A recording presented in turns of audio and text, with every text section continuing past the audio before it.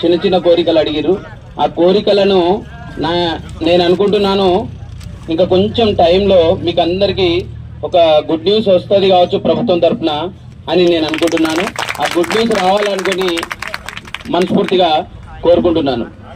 అసలు వాస్తవంగా ఇందులో పనిచేస్తున్న ఉద్యోగస్తులు నిజంగా ఎంత హార్డ్ వర్క్ చేస్తారంటే చాలా చాలా హార్డ్ వర్క్ చేస్తారు.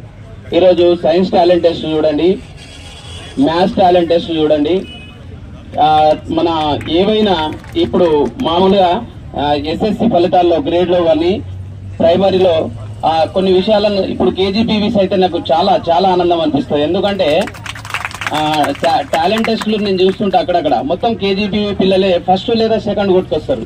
అంటే ఎంత కష్టపడుతున్న వాళ్ళకి కనీసం ఈ ప్రభుత్వం తరఫున ఎందుకు ఆలోచించట్లేదో, ఏం పని చేయని వాళ్లకు లక్షలు దారపోస్తున్నారు, కష్టపడుతున్న వాళ్లకు ఏం చేయట్లేదు.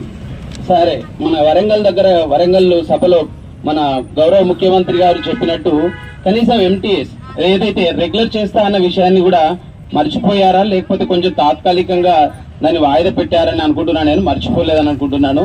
ఆ విషయంగా మీ అందరికీ న్యాయం చేయాలని, ఇదే విధంగా మా టీఎస్టీటీఎఫ్ ట్రైబల్ టీచర్స్ ఫెడరేషన్ తరఫున పూర్తి స్థాయిలో మీకు మద్దతు ఉంటుందని తెలియజేస్తూ, ఎంత ఇప్పుడు నేను ఇలా చాలా మంది నాకు తెలిసిన వాళ్ళు ఉన్నారు, అసలు వాళ్ళకు డ్యూటీస్ కూడా వాళ్ళకు ఏం లేని డ్యూటీస్ పొద్దున్న నుంచి సాయంత్రం దాకా కష్టపెడతారు.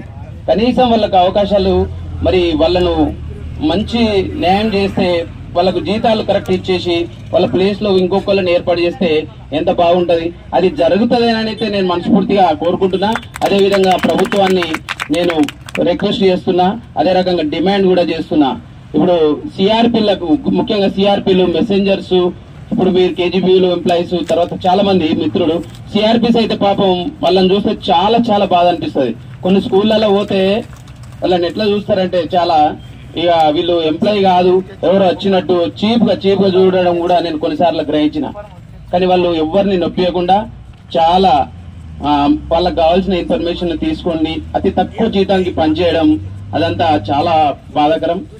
దీనికి ప్రభుత్వం వెంటనే మేము కూడా మా